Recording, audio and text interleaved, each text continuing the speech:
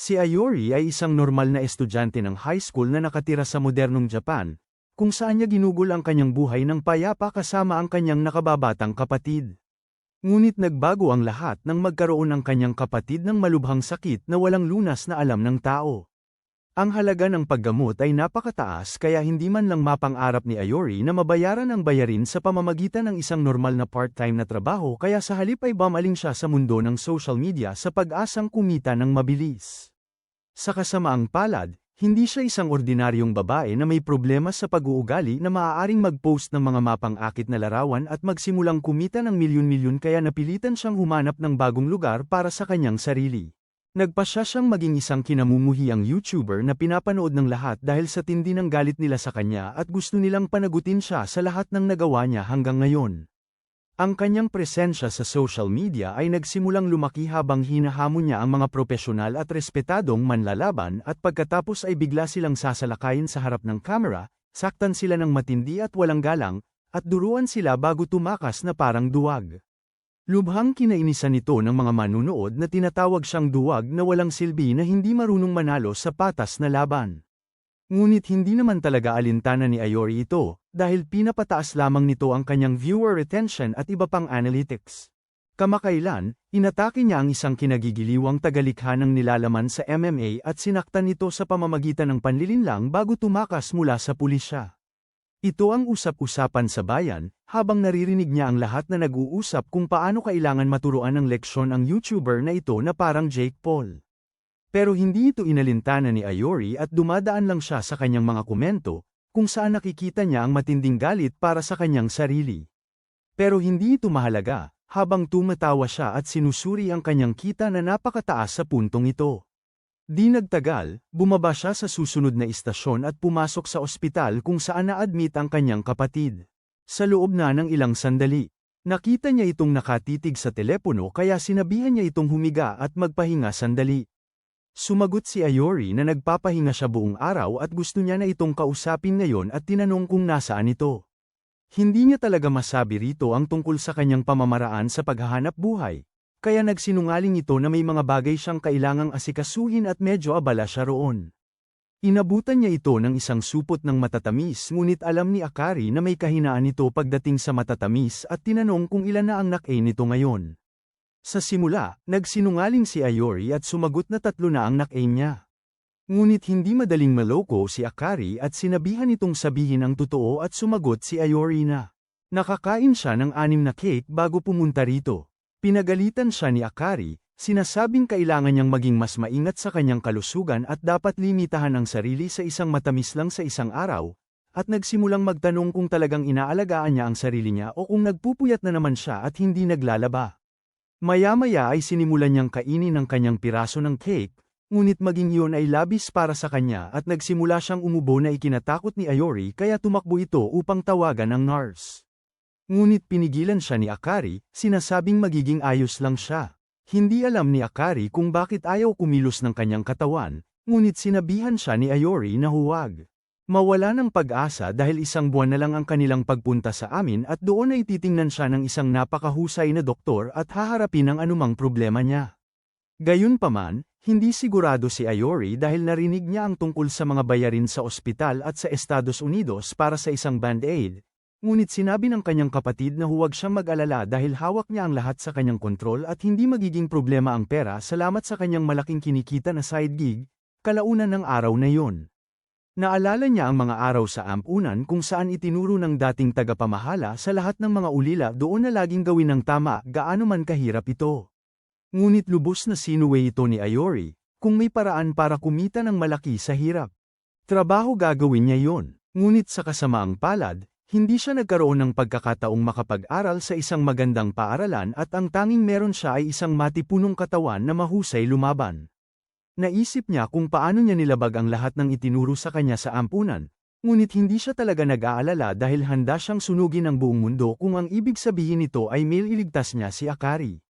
1 buwan ang lumipas mula noon at si Ayori ay ganap na hindi aktibo sa kanyang social media account at ang sabi-sabi sa kalsada ay alinman sa siya ay nasawi sa kamay ng isang galit na mobster o siya ay tuluyan ng nagretiro. Si Ayori naman ay hindi patay at maayos ang kalagayan niya sa kanyang iisang silid na apartment, kumakain ng puding. Mga tasa mula sa isang tindahan at kausap si Akari sa kanyang telepono, tinatanong kung gusto niya ng ilan. Sumagot si Akari na gustong-gusto niya ng chocolate pudding kaya nangako si Ayori na magdadala siya kapag bumisita ulit sa kanya.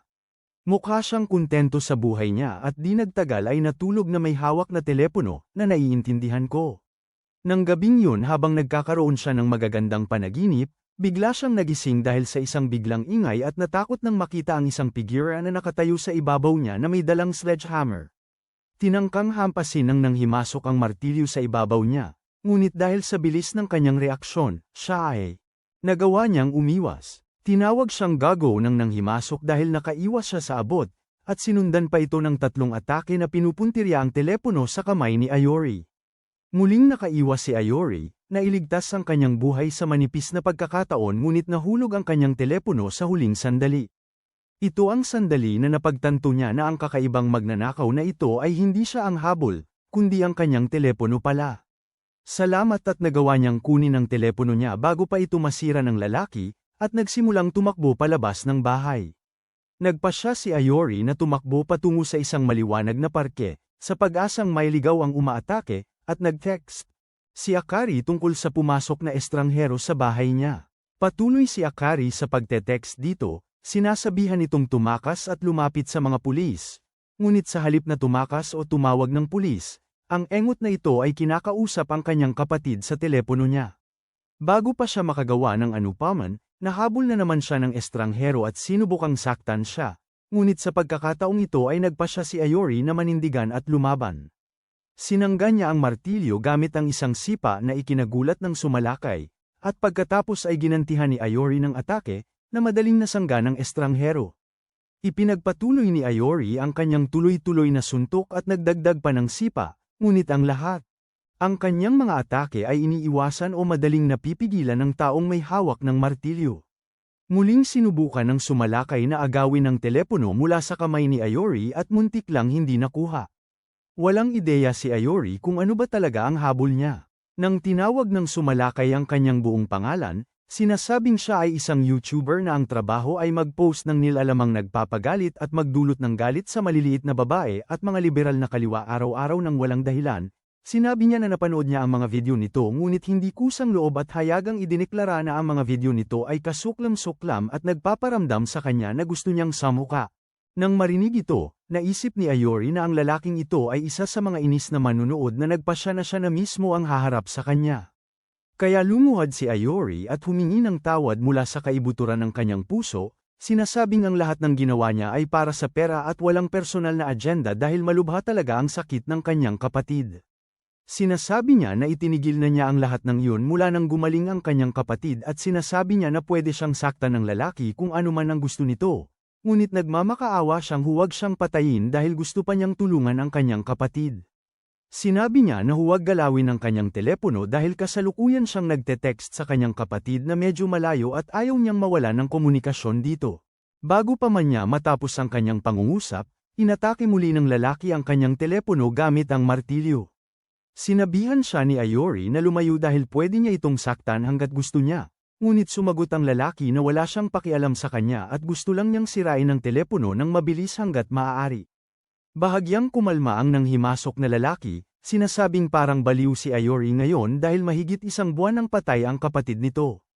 Hindi matanggap ni Ayori ang katotohanan yun at tinanong kung patay na pala ito, sino naman ang ka-text niya sa kanyang telepono. Lumalabas na dahil nagpasya ang Amerika na lusubin ang Venezuela nang walang anumang dahilan. Ang kanyang flight papuntang Amerika ay nakansela at lalong lumala ang kanyang kalusugan sa sumunod na ilang araw, na naging dahilan ng kanyang kamatayan. Hindi matanggap ni Ayori ang katotohanan ito at hindi rin niya nadaluhan ang libing ng kanyang sariling kapatid bago siya nagkulong sa kanyang sariling bahay. Patuloy siyang nagte-text kay Akari sa kanyang telepono, nagmamakaawa na sumagot ito. Nang isang araw matapos siyang magpakabusog sa junk food, nakita niya ang read sign na lumitaw sa ibabaw ng kanyang mensahe at nakatanggap ng sagot mula kay Akari. Hindi niya mapaniwalaan ang kanyang sariling mga mata, ngunit tila si Akari nga ang kausap niya dahil alam nito ang lahat ng bagay na tanging siya lamang ang makakaalam. Ito ang nagpaniwala sa kanya na ang taong kausap niya ay ang tunay na Akari at tumanggi siya. upang maniwala o marinig ang sinuman na nagsasabi ng kabaligtaran. Bigla na lang nagluloko ang kanyang telepono at lumitaw ang video feed ni Akari sa kanyang screen habang nagsasalita ito sa kanya, umaagos ang luha sa kanyang mga mata at nagtatanong kung ayos lang ba siya. Ngunit bago pa siya makasagot, napalis ng intremetido ang telepono mula sa kanya at malakas na inihampas ito gamit ang kanyang martilyo, habang huli na si Ayori para hawakan ito ng ligtas. Ngunit sa kanyang pagkagulat, hindi nabasag ang telepono at bigla na lang may kakaibang nakakatakot na enerhiya ang lumabas mula sa device habang nagpakita si Akari sa mismong harapan niya sa pamamagitan ng telepono. Hindi makapaniwala si Ayori sa kanyang nakita at napaluhod, umaagos ang luha. Kanyang mga pisngi, ngunit hindi nagtagal ay baluktot at nag-iba ang mukha ni Akari, naging parang sa demonyo, na may tila dugo na umaagos mula sa kanyang mga mata habang siya ay nagiging isang nilalang na may anyo ng demonyo. Agad na sinabi ng manghihimasok kay Ayori na lumayo, na sinasabing hindi na nito kapatid. Sinasabi niya na ang kausap niya ay isang multo. Noon, ang mga multo ay naiiwan kung saan malimit na ginugugol ng mga tao ang kanilang oras o may malalim na emosyonal na koneksyon tulad ng mga dalampasigan, ospital, palikuran, silid-tugtugan, ngunit ngayon karamihan sa mga tao ay gumugugol ng malaking bahagi ng kanilang oras sa kanilang mga telepono at kapag sila ay namatay, isang madilim na bahagi ng kanilang mga espiritu manatili sa kanilang mga device magpakailanman. Kapag ang social media account ng isang patay na tao, na kilala rin bilang isang dead account, ay nagkaroon ng kamalayan, nagsisimula itong tawagin bilang isang ghost account at yun ang kanilang kinakaharap ngayon. Sinasabi niya na ngayong naipatawag na ang multo nito, hindi na niya talaga masisira ang telepono at matatapos na ang lahat, na nangangahulugan na kailangan niyang sirain ang multo nito. Ngunit dahil ito ay isang digital na multo, hindi talaga tatalab dito ang ordinaryong armas kaya kailangan nilang umasa sa espesyal na espiritual na armas. Sa kanya inilabas ang kanyang telepono at naglabas ng isang itim na martilyo mula rito at sinimulang pinsalin ang multo ni Akari. Hirap na hirap si Ayori sa panunood ng lahat ng ito, ngunit hindi nagtagal ay nagawa ng lalaking may martilyo na matalo ang multo at naghanda na tapusin ito. Inihagis niya ang kanyang martilyo sa kalangitan at umuulan ng maraming martilyo sa multo na ganap na sumisira sa multo. Dahil doon, sa wakas ay naghanda na siya para paalisin ang multo at kumuha ng bagong martilyo upang tuldukan ang lahat. Ngunit hindi ito makita ni Ayori at hinawakan ang lalaki mula sa likuran, nagmamakaawa na hayaan siyang mabuhay dahil hindi niya alintana kung multo man siya. Sinabihan ng lalaking may martilyo na umalis siya at sinigawan na ang bawat isa sa mundong ito ay may mga taong namamatay ngunit trabaho niya na magpatuloy at ituloy ang kanilang pamana. Nagbigay ito ng sapat na oras sa multo upang muling makapag-isip at buong lakas nitong itinulak ang lalaking may martilyo patungo sa dingding, na naging dahilan upang hindi na ito makakilos. Sinabihan ng lalaking may martilyo si Ayori na tumakas, ngunit sa halip ay lumakad si Ayori patungo sa kanyang kapatid at sinubukang kausapin ito, sa kanyang matinding takot. Ang multo ay ang kanyang kapatid lamang sa pinakabaluktot na kahulugan, habang sinunggaban nito si Ayori ng bibig at sinimulang parang inunguya. Naalala ni Ayori ang buhay na kanyang ipinuhunan hanggang sa kasalukuyan at napagtanto niyang siya ang dahilan kung bakit nakagapos ang espiritu ni Akari sa mundong ito at kung siya ay mamamatay, ang kanyang espiritu ay automatikong mapalaya. Ngunit noon din ay naalala niya ang mga salita ng lalaking may martilyo tungkol sa pagpapatuloy ng pamana at kung mawala siya sa pagkakahawak ng multo at nakagawa ng sandata mula sa kanyang telepono na ikinagulat ng lalaking may martilyo.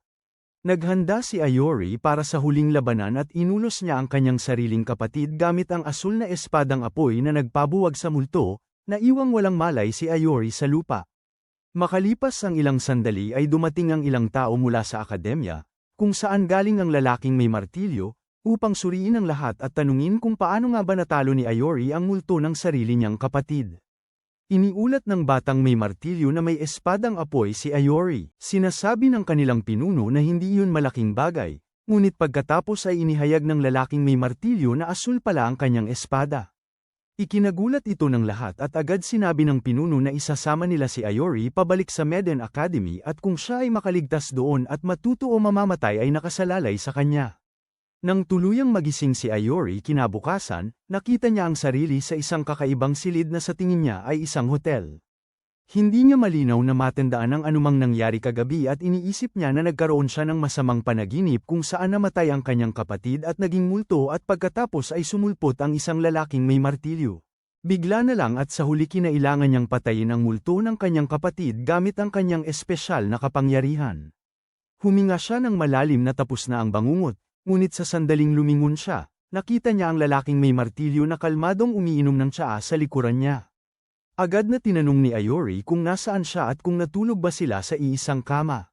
Sumagot ang lalaking may martilyo na hindi siya ganoon, kaya tinanong ni Ayori sa kanya si Akari, at kung ang lahat ba ng naaalala niya ay ang katotohanang nangyari kahapon at kung ano ang nangyari sa kanyang mahal na kapatid. Hindi sumagot ang lalaking may martilyo na nangangahulugan ng marami at ibinigay lang ang telepono ni Ayori. Sa kanya muli at agad niyang hinanap ang kanyang kapatid, tanging para lang malaman na wala ng account na may ganoong pangalan. Ipinaalam sa kanya ng lalaking may martilyo na ang mga patay na account ay resulta kapag ang social media account ng isang namatay na tao ay sinaniban ng multo. Kaya kapag na-exercise ang multo, ang mga patay na account ay automatikong nawawala. Naduraj ang puso ni Ayori at tinanong kung hindi na ba niya muling makausap ang kanyang kapatid, at sumagot ang lalaking may martilyo na parang karaniwang kaalaman na hindi na nakakapagsalita ang mga patay. Sa kanyang pagtataka, kainahinalang tinanggap ng maayos ni Ayori ang balita, habang nakangiti, na sinasabing ayos lang. Kung namatay ang kapatid niya dahil hindi naman siya iniiwan ng sakit. Sinasabi niya na nangako siya sa kapatid niya na aalagaan niya ang sarili niya kaya mas mabuting simulan niya na itong gawin dahil walang saysay ang pagiging malungkot at madamdamin tungkol sa isang bagay na hindi na mababago. Sumagot ang lalaking may martilyo na halatang halata na nagpapanggap lang si Ayori at sa wakas ay ipinakilala niya ang sarili bilang si Kuko. Sinimulan niyang lumabas ng silid at sinabi kay Ayori na sumunod sa kanya. Di nagtagal ay lumabas sila at inakala ni Ayori na nasa isang napakamahal na lugar sila. Ngunit sumagot si Kuko na nasa Maidan Academy sila, na isang paaralan para sa mga tagapagpaalis ng masasamang espiritu. Hindi makapaniwala si Ayori na ang napakamarangyang lugar na ito ay isang paaralan pala at sinasabing ang silid na kinaroroonan nila ay parang honeymoon suite ng isang hotel. Ngunit sumagot si Kuko na sarili niyang silid yun dahil bawat estudyante sa paaralan ay nakatira sa mismong campus. Sinabi niya na sadyang itinayo ang paaralan upang magmukhang Hot Springs Hotel, upang bigyang diin ang katotohanang nililinis ng mga estudyante ng paaralang ito ang mundo mula sa kasamaan. Habang naglalakad siya sa campus, isang blondie ang dumaan kay Kuko at kinutya siya dahil sa pagkapalya niya kagabi at halos mapahamak. Ngunit hindi siya pinansin ni Kuko at nagpatuloy sa paglalakad. Ang lalaking may buhok na kulay ginto ay lumapit sa kanyang grupo ng kaibigan kung saan nagsimula silang mag-usap tungkol sa pinakabagong recruit at kung paano ito ay isang YouTuber na pang-udyok ng galit. Isa sa mga tao sa grupo ang nagsabing kinasusuklaman nila ang mga YouTuber na pang-udyok ng galit higit sa lahat dahil kasing nakakainis lang sila ni Jake Paul mismo. Ngunit ang babaeng may asul na buhok sa grupo ay nagustuhan si Ayori, sa pag-iisip na mukha itong medyo gwapo. Ibinigay ni Kuko kay Ayori ang isang buong paglilibot sa paaralan mula sa kantina hanggang sa mga tindahan, sa resepsyon at maging sa hot spring. Ngunit hindi makapaniwala si Ayori na ito ay isang paaralan at patuloy na iniisip na ito ay tiyak na isang biro at ito ay isang hotel lamang. Nang makapasok sa hot spring, napagtanto ni Ayori na tila gumagaling ang kanyang mga sugat sa napakabilis na bilis at ang nakapapawing pagod na katangian ng bukal ay nagsimulang magpakalma sa kanyang katawan, na kinatatakutan niya dahil baka umiyak siya para sa kanyang kapatid kung hindi siya mag-iingat. Agad niyang binuhusan ng tubig ang kanyang mukha para makalabas sa mode ng pagpapahinga. Habang iniisip ni Kuko kung nasaan ang pinuno, sa kanilang pagkagulat, biglang lumabas mula sa tubig ang pinunong nagngangalang Zaki, na ikinagulat nila sa kanyang biglaang paglitaw na hubad. Iginiit niya na siya ay isang monghe na isa ring guru dito at nakipagkamay kay Ayori.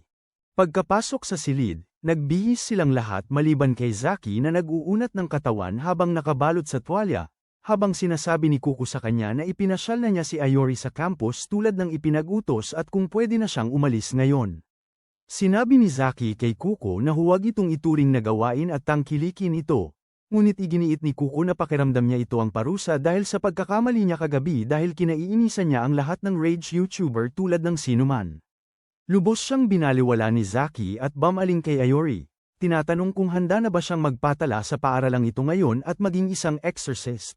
Si Ayori ay medyo natigilan sa simula, ngunit pagkatapos ay nagsimulang tumawa kasama si Zaki, iniisip na ito ay isang uri ng kalokohan, habang tinatanong ni Kuko kung sinusubukan ni Zaki na ginagatungan ang kanyang sugat. Sinabi ni Zaki kay Kuko na iniimbitahan niya si Ayori nang may mabuting hangarin dahil nagising ang kanyang kapangyarihan kagabi at maaaring maging mahalaga sa paaralan. Medyo nalito si Ayori tungkol sa mga kapangyarihan, kaya ipinaliwanag ni Zaki na ang propesyon ng exorcist ay nagsimula pa ng 1 milenyo kung saan ang mga exorcist ay nasa tuloy-tuloy na labanan laban sa masasamang espiritu. Sinasabi niya na ang mga exorcist ay gumagamit ng mga espesyal na pamamaraan para sa pagpapakawala ng espiritual na enerhiya. Kilala bilang psychokinesis, ngunit nagkaroon ng malaking ebolusyon ng lahat matapos ang pagpapakilala ng internet ilang dekada na ang nakalipas, na nagpabago sa cyberspace upang maging lugar ng pagdami ng mga espiritu at multo habang nagsisimula silang magpakita sa pamamagitan ng social media na nagdulot ng matinding pagkabahala sa mga exorcist dahil ang mga teknik na kanilang binuo sa loob ng daan-daang taon ay hindi gumagana laban sa tinatawag nilang ghost accounts.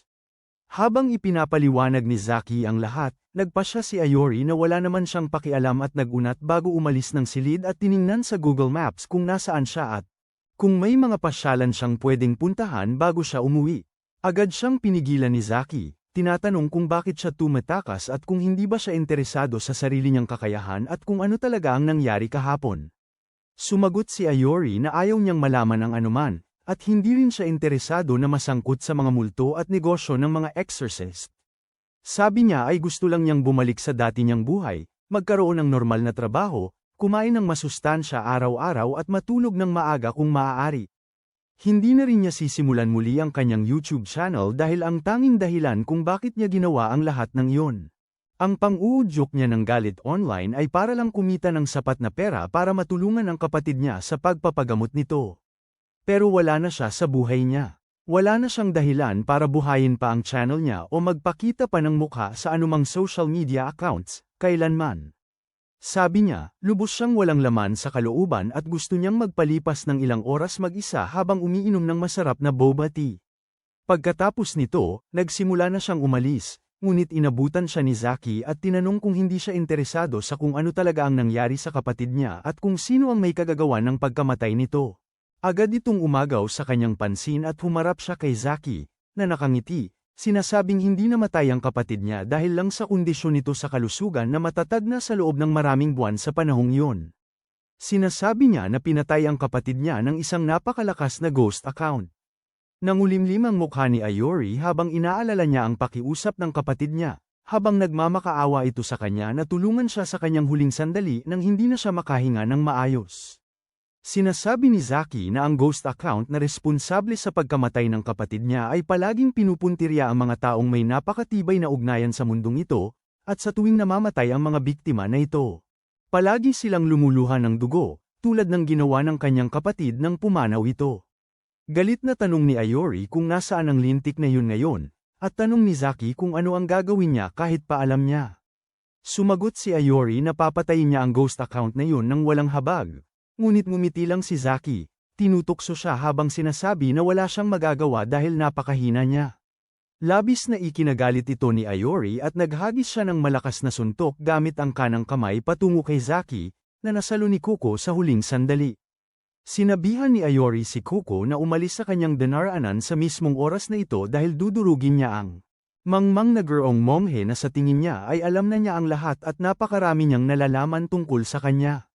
Sumagot si Kuko na isa siyang mangmang na guro, ngunit guro pa rin niya ito. Sinasabihan sila ni Zaki na huminahon at nagmumungkahi na kung magtatagumpay si Ayori na talunin si Kuko sa kasalukuyan niyang antas ng kapangyarihan, kikilalanin niya ang lakas ni Ayori at sasabihin sa kanya ang lahat ng alam niya tungkol sa ghost account na may pananagutan sa pagkamatay ng kapatid niya. Mukhang excited si Kuko dito dahil gusto niyang harapin at talunin ng isang rage-bait YouTuber at agad na inilabas ang kanyang martilyo mula sa kanyang telepono ng nakangiti. Ngunit tila wala namang pakialam si Ayori at agad na muling sinundan si Zaki, ngunit nagawa niya. Para umiwas at nagsimulang tumakbo, sumisigaw kay Ayori na makipaglaban kay Kuko, hindi sa kanya habang hinahabol siya ni Ayori. sinasabing hindi siya narito para sa kanyang kawalang saysay na mga laro dahil ang taong pinakamamahal niya sa buong mundong ito ay pinaslang.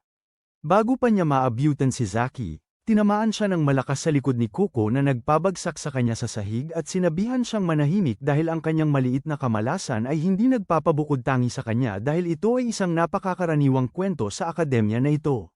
Nabatid ni Kuko na hindi madaling lalaban si Ayori kaya nagpasya siyang galitin ng nanggagalit sa pamamagitan ng pag-aangkin na ang paghampas sa kanya ng martilyo ay naramdaman pang mas masarap kaysa sa paghampas. Kanyang kapatid kagabi, sapat na yun para magalit si Ayori, na tumayo at sinabi kay Zaki na kukunin niya ang lahat ng detalye mula sa kanya kapag natalo niya ang Turandong may martilyo na ito. Pagkatapos nyon, agad na sumugod si Ayori kay Kuko at sinubukang sikuhin siya. Ngunit nagawa ni Kuko na harangin yun gamit ang kanyang martilyo at itinulak siya pabalik.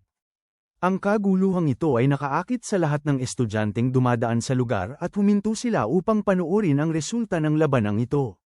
Agad na sumugod si Ayori para sa isa pang suntok, ngunit umilag si Kuko dito at sa kasunod na tuwid na suntok na ipinukol ni Ayori sa kanya. Kiyo, ang babaeng goth, ay nagsasabing parang isang K-drama ito kung saan napilitan siyang manood ng isang nagpapagalit at isang hanggal na gumagamit ng martilyo na nag-iisip na siya ay masyadong astig. Sinasabi ni Kiyo, ang estudyanteng manika, na hindi araw-araw na makikita nila ang YouTuber na nagpapagalit na lumalaban sa totoong buhay. Humahanga rin si Ren sa kakayahan ni Ayori dahil hindi lahat ay kayang makipagsabayan kay Kuko sa isang labanan. Si Imo lang ang gustong pigilan ang laban dahil hindi ito magtatapos ng maayos. Balik sa laban, tinamaan ni Kuko si Ayori ng isa pang malakas na hampas ng martilyo, ngunit hindi mahina si Ayori at nagawa niyang salagin ng pinsala gamit ang kanyang harang, subalit napagtanto niya na napakalakas ng mga atake at isang maling galaw. Maaaring ikatalo niya sa laban. Nagpasya si Ayori na umatras at umiwas upang lumikha ng distansya, pero ibinato ni Kuko ang kanyang martilyo at direktang tinamaan si Ayori sa mukha. Ang kaguluhan ay umakit din sa atensyon ng ibang guro na nagsimulang magtipon at maging ang punong guro mismo ay dumating upang tingnan kung ano ang nangyayari. Isa sa mga guro ang nagsabi sa punong guro na kailangan nilang ihinto agad ang laban at ialis si Ayori sa akademyang ito dahil hindi maganda ang kanyang mga ulat batay sa kanyang nabasa.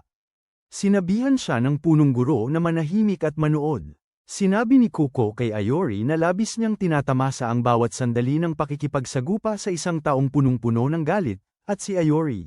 Muling sumigaw na ginawa lang niya yun upang iligtas ang kanyang kapatid.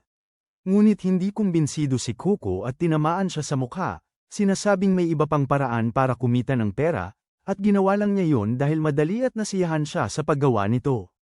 Tumigil si Ayori sa pagtatanggol sa sarili at paulit-ulit siyang tinamaan ni Kuko gamit ang kanyang martilyo bago gumamit ng isa sa kanyang mga espesyal na galaw na nagpapalit ng kanyang martilyo sa maraming kopya at inihagis ang lahat ng ito kay Ayori, na nagpabagsak sa kanya sa lupa, walang magawa at nasasaktan.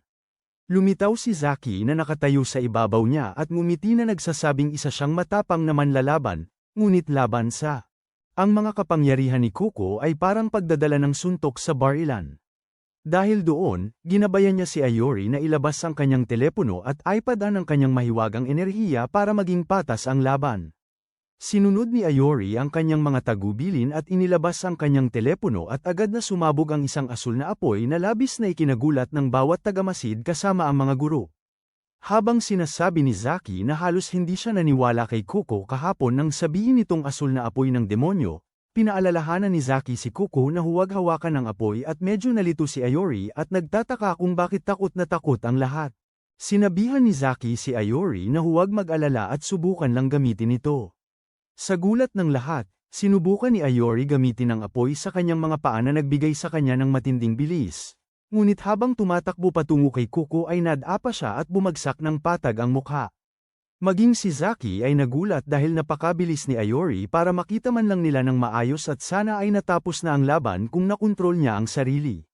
Gayunpaman, hindi pa tapos si Ayori at muling sumugod kay Kuko, nilito siya sa bilis at halos nakakonekta ng suntok na nag-iwan ng guhit ng dugo sa pisngi ni Kuko. Nakakainis ito kay Kuko kaya sinimulan niyang iwinawas-iwas ang kanyang martilyo kay Ayori na umiiwas sa lahat ngunit sa sandaling akalain ni Ayori na matatalo niya si Kuko. Tuluyan siyang nalalampasan habang isang galit na kuko ang nagpapalaki ng kanyang martilyo dahil siya ay isang grower at hindi shower at halos durugin si Ayori. Halos hindi nakaiwas si Ayori ngunit muling sumugod si Kuko ng isa pang atake na sana ay katapusan na ni Ayori, ngunit lumundag si Zaki sa pagitan at sa pagpitik ng kanyang pamaypay. Nailihis niya ang atake, sinasabi kay Kuko na sumobra na siya roon. Dahil doon, lumingon siya kay Ayori at humingi ng paumanhin sa pagkapagpagulo sa kanya. Ngunit si Ayori ay humingi ng paumanhin. Bumalik at nagmakaawa kay Zaki na tanggapin siya sa akademya upang mahanap ang pumatay sa kanyang kapatid. Ngumiti si Zaki matapos makita ang tunay na luha ni Ayori na lumabas din sa wakas at formal na tinanggap siya sa Meden Academy. Pagkaraan yun, binigyan ni Zaki si Ayori ng gusto niya. Pinakitaan niya ito ng lumang video ng isang grupo ng mga exorcist na nasa isang misyon upang burahin ang isang multo mula sa pag-iral, at nagulat sila nang makita ang isang patay na katawan na nakahiga sa sulok. Nakita nila ang isang smartphone sa harap niya at lumabas mula rito ang isang multo. Ginamit ng pinuno ng mga exorcist ang kanyang telepono upang i-scan ang multo at humanap ng higit pang detalye tungkol sa. At nalaman niya na mayroon silang impormasyon tungkol sa kanya sa database. Gayunpaman, sa sandaling maging available ang impormasyon, sinabi ng kalbong exorcist sa kanyang koponan na tumakas kaagad. Sa kasamaang palad, hindi sila binigyan ng pagkakataon ng multo na gawin yun at agad silang binawian ng buhay gamit ang nagliliyab na asul na apoy. Sinabi ni Zaki kay Ayori na ang ghost account na ito ay tinatawag na Sadboy at hindi nila alam kung sino siya noong siya ay isang totoong tao. Gayunpaman, ang tanging sigurado sila ay na siya ay napakalakas at ang pangunahing kaaway ng mga exorcist, ngunit higit sa lahat, siya ang ghost account na kumitil sa buhay ng kay Ayori. Kapatid, nagulat si Ayori na marinig yon, at mas nagulat pa nang mapagtanto niyang ang multo ay gumagamit ng parehong asul na apoy na tulad niya. Sinabi ni Zaki sa kanya na ang kakayahan ni Sadboy ay tinatawag na apoy ng demonyo, at ito ay isang sumpa na kakayahan na kumukuha ng puwersa ng buhay ng sinumang mahawakan nito. Nakita ni Ayori ang mga mukha ng mga biktima at ang mga luha ng dugo na lumalabas sa kanilang mga mata, na siyang eksaktong nangyari kay Akari. Tinanong niya si Zaki paano niya nagkaroon ng parehong kakayahan tulad ng lalaking pumatay sa kanyang kapatid. Sabi ni Zaki wala rin siyang ideya tungkol doon, at yun ay nagdulot lamang ng mas maraming tanong sa kay Ayori. Isip. Nagsimula siyang nervyusin na gumagamit siya ng ganoong nakamamatay na kakayahan laban kay Kuko, at tumawa si Zaki, sinasabing mabuti na walang namatay. Pagkatapos ay tinanong ni Ayori kung paano siya nananatiling ligtas kapag napapaligiran siya ng nakamamatay na apoy at tinanong ni Zaki kung may ahas na namatay dahil sa sarili nitong lason. Ang lahat ng ito ay labis para i-proseso ni Ayori, at sinabi niya kay Zaki na kailangan niyang umuwi at magpahinga ng ilang araw para magpalamig at intindihin ang bago niyang buhay. Gayunpaman, dumating doon sina Kuko at ang iba pa mula sa Class 1B at sinabi sa kanya na walang paraan para makakaalis siya ngayon. Ipinakilala sila ni Zaki kay Ayori bilang kanyang mga estudyante at hiniling sa lahat na makisama ng maayos sa kanilang bagong kaklase. Ngunit agad siyang sinimulan sundutin ni Kuko, na nagsasabing walang gustong maging kaklase ng isang lalaking ang apoy ay madali silang mapatay, ngunit kailangan nilang bantayan siya upang hindi siya maging kontrabida. Tinawag ni Kuko ang buong sitwasyon na isang nakakapasong kaguluhan, ngunit pagkatapos ay itinulak siya sa gilid ng isang lalaking blonde na nagngangalang Ren at nagpakilala kay Ayori. Sinabi niya kay Ayori na huwag masyadong pansinin si Kuko, dahil isa siyang mabait na tao kapag nakilala mo na siya. Pagkatapos nyon, isang nagsasalitang manika na nagngangalang Hajime ang lumapit at sinabi kay Ayori na galit lang si Kuko dahil tinamaan niya ito. Natarante si Ayori nang makita ang pinsan ni Annabelle, ngunit sinabi nito sa kanya na nagla-livestream siya ng mga laro at dapat silang magkalab balang araw. Agad na sinabi ni Ren kay Ayori na maghanda para sa isang selfie, habang pinapanood ng iba pa niyang kaklase ang mga magulong taong namumuhay sa kanilang buhay. Matapos nyon, sinabi ni Zaki kay Ayori na kailangan niyang pumasa sa isa pang pagsubok bago siya maging isang ganap na exorcist. Dinala niya siya sa training room kung saan may nakahandang gintong aparato upang sukatin ang kanyang kakayahan sa labanan. Kakayahan, sinabi ni Zaki kay Ayori na kung makapasa siya sa pagsusulit na ito, ipapadala siya sa larangan bilang isang exorcist, at makakatagpo niya rin si Sadboy K sa kalaunan. Na-excite si Ayori sa ideya na harapin ang pumatay sa kanyang kapatid, at sinabi niya kay Zaki na simulan na ang pagsusulit. Pinindot ni Zaki ang isang buton, at 2 kulay rosas na Jenny ang lumabas mula sa gintong lampara. Sinabi ni Zaki kay Ayori na sila ay mga artipisyal na espiritu na ginagamit sa pagsasanay ng mga exorcist, at kailangan niyang talunin ng 100 sa kanila kung gusto niyang makapasa sa pagsusulit. Binalaan niya ito na huwag maliitin ang mga artipisyal na espiritu, ngunit tiwala si Ayori na kaya niya talunin ng sinumang kalaban. Inilabas niya ang kanyang asul na espadang may apoy mula sa kanyang smartphone at mabilis niyang natalo ang unang espiritong umatake sa kanya. Ngunit tinapos ni Zaki ang pagsubok doon. Tinanong siya ni Ayori kung bakit siya huminto, at natanto niya ang sagot sa susunod na sandali. Nagsimula siyang mahilo at nawala ng balanse, at sinabi ni Zaki sa kanya na tingnan ang baterya ng kanyang telepono dahil iyon ay konektado sa kanyang espiritual na kapangyarihan. Naubos na ang baterya, na nangangahulugang nagamit na ni Ayori ang lahat ng kanyang espiritual na kapangyarihan, at ngayon ay wala na siyang silbi na parang patay na telepono. Nang hina at bumagsak si Ayori kasabay niyon, at nang magising siya, nakita niya ang lahat na may magarbong hapunan. Sa tradisyonal na paraan ng Hapon. Sinabi ni Zaki sa kanya na pagod na siya matapos ang laban niya kay Kuko, at ang pagsubok ay inayos lang para ay paraanas sa kanya kung paano maubusan ng baterya. Naiintindihan na ito ni Ayori ngayon, ngunit ang nakakalito sa kanya ay kung paano na oras na ng hapunan gayong hindi naman siya matagal na nawala ng malay. Sinabi ni Zaki sa kanya na kapag naubusan na siya ng baterya, mananatili siyang walang malay ng halos 5 oras at sa panahong yun, hindi siya gising kahit ano pa ang mangyari. Sa larangan, ikakamatay niya yun at kahit pa mabuhay siya, hihilahin pa rin niya pababa ang kanyang koponan kung magiging gulay siya. Pakiramdam ni Ayori ay marami pa siyang kailangang matutunan, ngunit hiniling ni Zaki na huwag siyang malungkot na mabilis siyang natapos, dahil ipinapakita lang nito kung gaano kalakas ang kanyang kakayahan. Si Ayori ay nalulungkot pa rin tungkol doon, at sinabi ni Zaki na kumain siya para manumbalik ang kanyang lakas.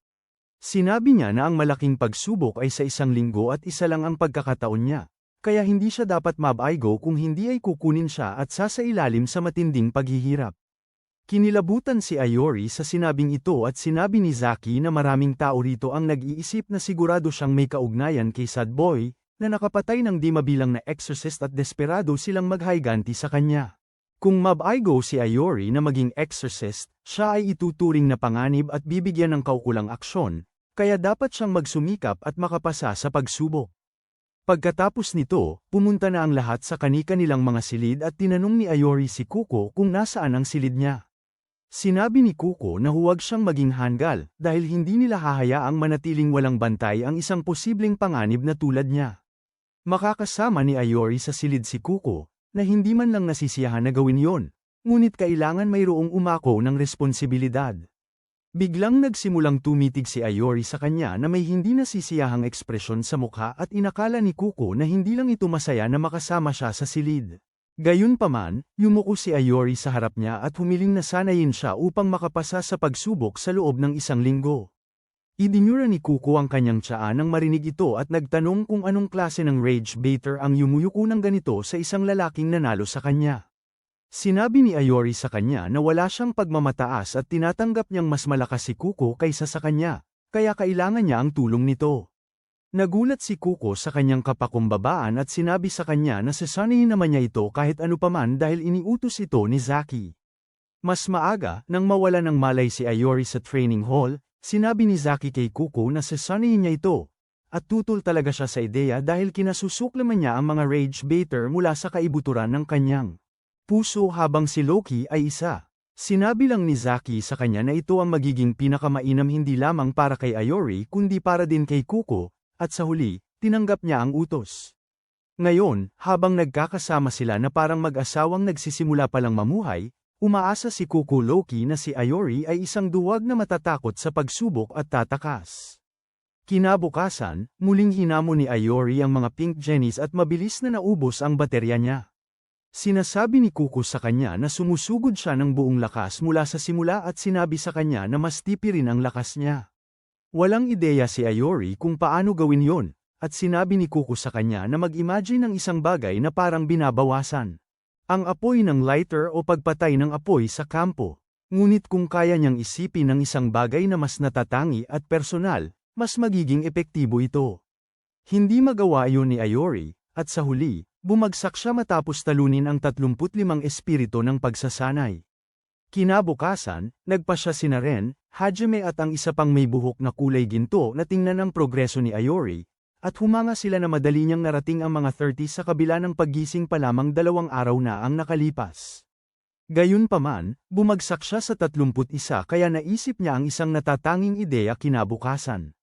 Pinuno niya ang sarili ng caffeine para hindi siya makatulog, pero kahit noon ay 41 lang naman na pang-ensayo ang kaya niyang talunin. Kinabukasan, naging mas mahusay siya at nakatalo ng 49 na mannequin, at maging ang goth body ay nagpa siya na tingnan kung ano ang ginagawa niya. Ano man ang gawin ni Iori, hindi man lang niya malampasan ang kalahati at patuloy siyang sinasabihan ni Kuko na isipin ang isang bagay na makakatulong sa kanya upang makontrol ang kanyang kapangyarihan. Kahit sa pagtatapos ng ika-6 na araw, wala pa ring pag-unlad si Iori, at nagpa siya siyang ilibang ang sarili niya mula rito sa pamamagitan ng pagkain ng ilang tinapay na may palaman. Tanong ni Kuko kung paano siya nakakaganito kakampante gayong malaking pagsubok na bukas.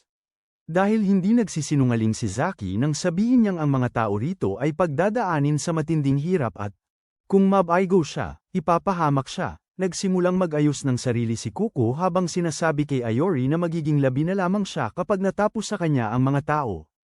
At may nalaala si Iori dahil doon. Sinabi niyang kailangan niyang umuwi kaagad at iniisip ni Kuko na sa wakas ay umatras na siya bago pa man ang pangunahing kaganapan. Gayunpaman, ang tanging ikinababahala ni Iori ay naiwan niyang bukas ang pinto ng kanyang silid nang sinalakay siya ni Kuko, at nakakalat ang mga litrato at labi ni Akari. Nararamdaman niyang baka may isang Maniakis na magnakaw ng mga ito, ngunit iniisip ni Kuko na ito ay isa lamang dahilan para tumakas. Sinabi ni Iori sa kanya na hindi siya tatakas, dahil ang tanging layunin niya sa buhay ay ang maghayganti para sa kanyang kapatid. Kinabukasan, oras na para sa kanyang huling pagsubok at nagtipon ng lahat mula sa eskwelahan upang panoorin ito. Ang mga guro na galit kay Iori dahil sa kanyang mga kakayahan ay sigurado na babagsak siya at aalisin nila siya, at sinimulan nila ang pagsubok na may masamang ngisi sa kanilang mukha. Sinimulan ni Iori na talunin ang mga artipisyal na espiritu nang mabilis gamit ang kanyang espadang apoy, ngunit hindi pa rin niya makontrol ang kapangyarihan nito at bumaba ang kanyang baterya sa 30% kahit bago pa niya natalo ang 30 sa mga espiritu. Pinag-cheer siya ng kanyang mga kaklase na galingan niya, ngunit pagkatapos ay may kung anong bumigay sa loob ni Kuko at siya ay sinisimulan laylatin si Iori. Tinawag niya itong isang walang silbing nang iinis na puro salita lang at walang gawa. Binalingan siya ng mga kaklase niya at tinanong kung ano ang ginagawa niya, ngunit patuloy pa rin si Kuko sa pang-iinis sa isang propesyonal na nangiinis na may mayabang na ngiti sa kanyang mukha. Hindi nagtagal, sumama na rin ang mga galit kay Iori at sinimulan siyang pinagmumura ng malakas. Sinabihan nila siyang magmadali na at bumagsak na, ngunit patuloy na tinatalo ni Iori ang mga artipisyal na espiritu habang tinitiis ang kanilang mga pang-iinsulto. Lahat ng ito ay nagpapaalala sa kanya sa panahong nagsimula siyang gumawa ng content na nangiinis at kung paano siya labis na tinakot ng mga negatibong komento na natanggap niya. Naisipan niyang sumuko, ngunit sa tuwing nakikita niya ang kapatid na umuubo ng dugo, natanto niya na wala nang hihigit pa sa takot na iyon. Handa siyang gawin ang lahat upang kumita ng sapat na pera para sa pagpapagamot nito, at sa sandaling iyon, sinimulan niyang tingnan ang mga nagagalit sa kanya bilang mga taong tumutulong sa kanya na kumita ng pera sa pamamagitan ng kanilang galit. Ang sandaling iyon ang nakatulong sa kanya upang makontrol ang kanyang emosyon, at nagagamit ni Iori ang kaparehong pakiramdam upang maibuhos ng tama ang kanyang kapangyarihan. Ang kanyang espada ng apoy ay naging mas maliit at mas matalim, at nagawa niyang talunin ng 100 mannequin na panagsasanay ng hindi nahihimatay.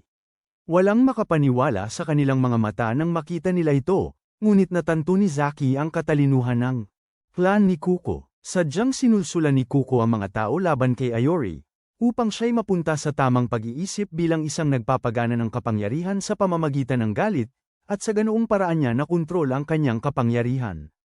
Gayunpaman, ang lalaking mahaba ang buhok na labis na galit kay Iori ay hindi matanggap ang resultang ito. Kaya muli niyang pinaganya ang makina at ipinatawag ang pinakamalakas na bersyon ng mga test dummy. Nagkataon namang hindi rin nasisiyahan si Ayori sa pagtapos ng mga pagsubok, kaya't ipinapamalas niya ang kanyang ligaw na panig sa pamamagitan ng paggapirin sa malalakas na espiritu. Sa huli, ginapi niya ang 161 espiritu at pagkatapos ay naubusan ng kuryente ang makina. Nagulat ang lahat dahil nabasag ni Ayori ang record para sa pinakamaraming espiritu na natalo sa isang pagsubok, at pinuri ni Zaki ang sarili niya sa pagpapares kina Ayori at Kuko.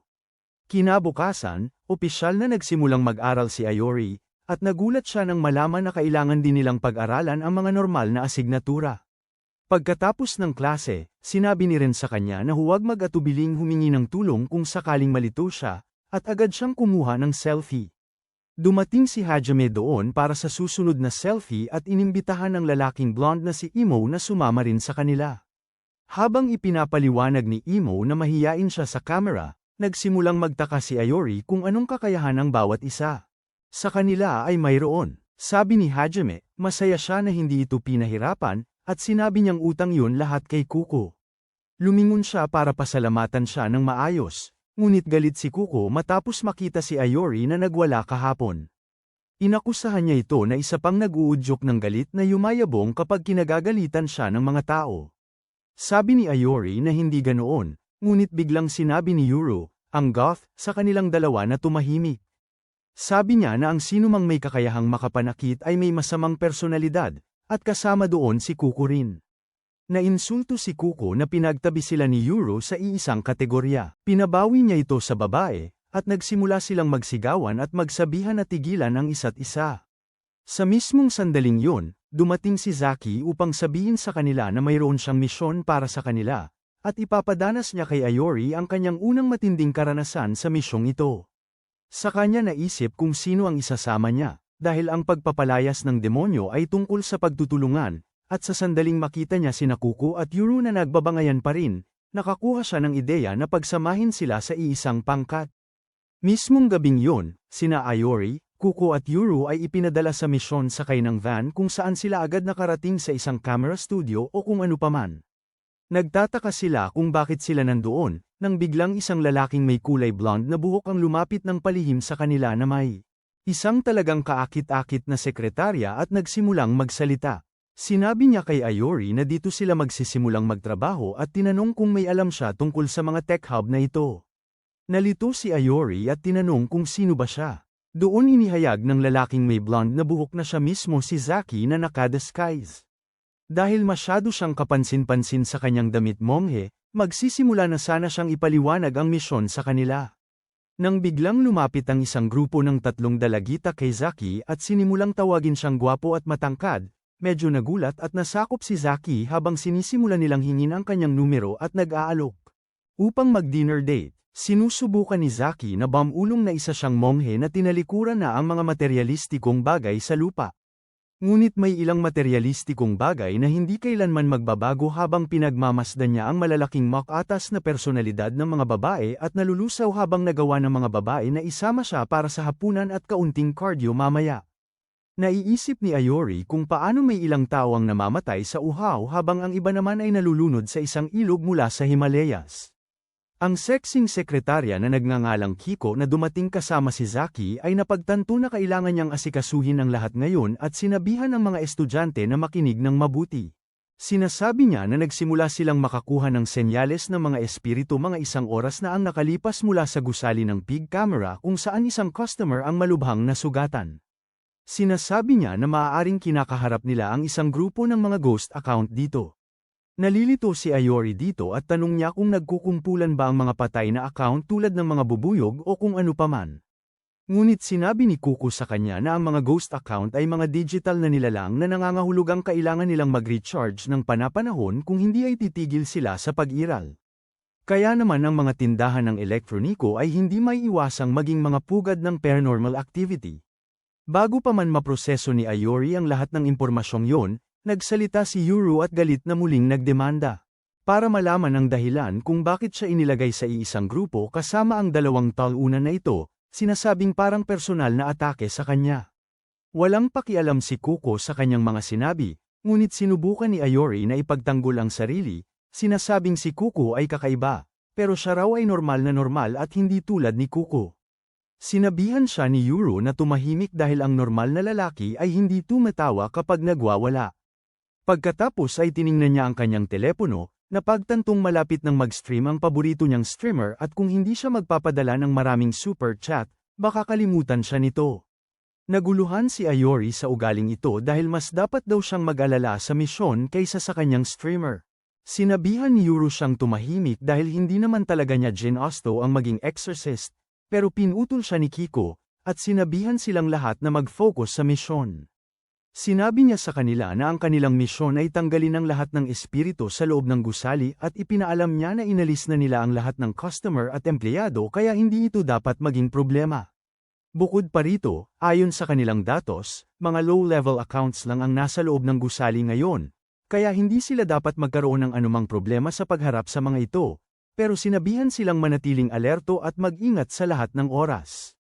Hindi nagtagal, pumasok sila sa harapan ng tindahan, naganap na walang tao. Naramdaman ni Ayori na kakaiba dahil hindi pa siya nakakita ng tindahan ng electronics na ganoon kawalang tao. Pero sinabi ni Yuro sa kanya na bilisin dahil gusto na niyang tapusin ang kalokohang ito sa lalong madaling panahon at umuwi. Medyo kinakabahan at hindi mapakali si Ayori, kaya sinabi niya kay Yuro na maging mas maingat at huwag masyadong kampante. Ngunit bago pa niya matapos ang kanyang pangungusap, isang multo ang lumitaw sa likod ni Yuro at sinubukang hawakan siya. Natigilan si Ayori sa takot kaya parang nawalan siya ng boses. Pero hindi man lang kumurap si Yuro at madali nitong iniwasan ang atake bago kinuha ang kanyang cellphone at inaktibo ang kanyang espesyal na kakayahan na nagpabago sa kanyang kamay at ginawang isang kakaiba at nakakatakot na baril. Agad niya itong ginamit para bomb iron ang malagkit na bagay sa espiritu na sumabit sa malagkit na sangkap at napirmi sa lugar. Humanga si Ayori nang makita ang kakaibang abilidad na ito, ngunit sinabihan siya ni Kuko na huwag masyadong lumapit dito dahil isa itong sertipikadong stalker. Sabi niya ay isang fangirl ito ng isang K-pop band group at may parasocial na relasyon sa isa sa mga miyembro. Aniya, sinusundan siya nito sa bawat lugar, nilalike ang lahat ng kanyang larawan, tinizoom in ang mga ito para makita ang bawat maliit na detalye na nagbibigay sa kanya ng ideya kung nasaan ang taong yun, at sinusuri pa niya ang refleksyon sa mata nito upang matiyak na walang babae sa paligid niya. Mayroon din siyang hindi mabilang na account na ginawa para malusutan ang mga marka ng pagkakakilanlan na paulit-ulit niyang natatanggap dahil sa kanyang pagiging nakakatakot. Sinasabi ni Kuko sa kanya na huwag masyadong makipagkaibigan dito dahil siya ay isang magaling, isang mapanlinlang sa sarili, at labis na makapit na paakit. Naririnig lahat ito ni Yuro at sinasabi sa kanila na huwag tawaging miyembro lang ng K-pop ang lalaking mahal niya. Sinasabi niya na ang pangalan nito ay Kyuriho at hindi siya isang tagasunod sa isang parasosyal na relasyon. Ang pag-ibig niya ang pinakadalisay na uri ng pag-ibig na mayroon, at walang sino man ang makakapagitna sa kanila. Dahil doon, sumasabog ang espiritu na kanyang nabihag at ang malapot na likido ay bumabalik sa kanya. Sinasabi ni Kuko na ang halimbawa, si Yuro ay isang weirdo at ang mga kakayahan at kasanayan ng isang exorcist ay lubos na nakadepende rin sa kung paano nila ginagamit ang kanilang telepono. Dahil dito ay bigla niyang napagtanto na ang dahilan kung bakit may kakayahan siyang gumamit ng apoy ay dahil isa siyang taong mahilig magpagalit, na ginugol ang halos lahat ng oras at telepono niya para galitin ang mga tao. Ngunit bago pa niya lubusang maunawaan ang konsepto, humarap si Yuro sa kanya at pinatamaan siya ng kanyang go. Nagulat siya at hindi makagalaw, ngunit lumabas na mayroong espiritu sa likod niya na pinigilan ni Yuro. At nang walang anumang salita, sumugod din si Kuko kasama ang kanyang martilyo, tinapos ang maltong yun pagkatapos nito ay tumayo sila ng magkatalikuran, handang harapin ang mga multo. Nagulat si Ayori dahil sandali lang ang nakalipas ay nagbabangayan pa sina Kuko at Yuro, ngunit bigla silang gumagalaw ng may ganoong pagkakaisa na para silang matalik na magkaibigan. Sa sandaling makita niya silang sumusupil ng maraming multo, napagtanto niya na libu-libong beses na itong nagawa ng dalawa. At pagkatapos magtulungan bilang isang koponan sa loob ng mahabang panahon, hindi na nila kailangan pang isipin ang galaw o posisyon ng isa't isa. Doon niya napagtanto kung bakit napakahalaga ng pagtutulungan sa propsyong ito. Biglang may lumitaw na multo sa likod ni Yuro at Kuko kaya walang pag-aalinlangan, lumukso si Ayori sa pagitan nila. Halos hindi sila masagi, at kinuha ang kanyang apoy, winasak ang espiritu sa isang iglap. Lumingon siya sa kanila na nakangiti, sinasabing alam niya kung ano ang pagtutulungan. Ngunit sa halip na purihin, sinabihan nila siyang maging mas maingat dahil madali niya silang mapinsala ng malubha sa kanyang kakayahan. Habang sila ay nagbabangayan tungkol doon, tila may mga magnanakaw na nakapasok sa tindahan at mabilis na kinukuha ang lahat ng kanilang makukuha, iniisip na sila ay malaki ang mapapala dahil wala ni isang kaluluwa sa tindahan ngayon. Ngunit habang abala sila sa paglalagay ng lahat ng kanilang makukuha sa isang bag, ang isa sa mga magnanakaw na kalbo ay inihagis ng isang multo at nang tumingala ang isa pang magnanakaw, siya ay labis na natakot nang makita ang isang higanteng multo na may hawak na kalbo sa mahaba at matutulis nitong kamay. Sa kabilang bahagi ng tindahan, nagdaing si Yuro na hindi niya talaga gustong maging exorcist dahil siya ay isang mangingibig at hindi isang mandirigma. Ngunit wala siyang ibang magawa dahil ito lang ang tanging bagay na mahusay siya. Bukod pa rito, kailangan din niya ng pera para suportahan ang kakaiba niyang dedikasyon sa pagpapadala ng maraming super chat sa paborito niyang streamer, na nag-iiwan sa kanya ng walang ibang pagpipilian kundi kunin ang mga mapanganib na trabahong ito gaano man ka-corny ang mga ito.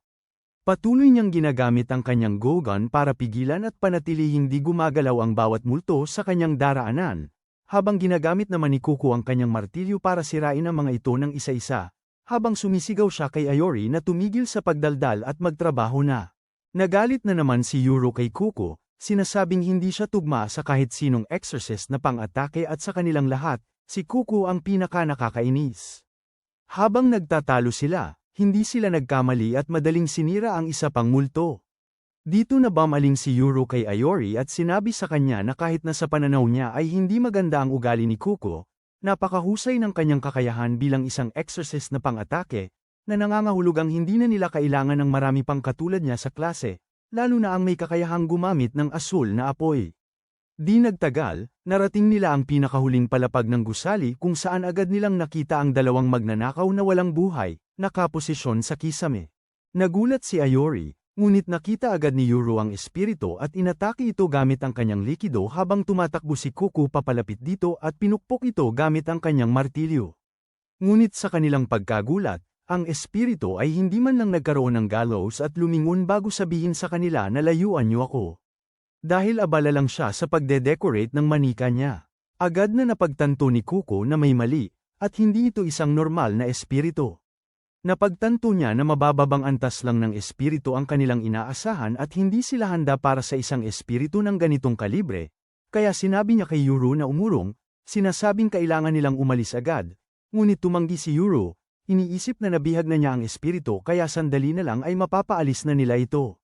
Ngunit lubos niyang minamaliit ang lakas ng kaaway, dahil madali lang nitong nailesutan ang go at nagawang dagitin si Yuro mula sa lupa at ay lapit sa mukha nito, na sinasabing gagawin din niyang maganda si Yuro.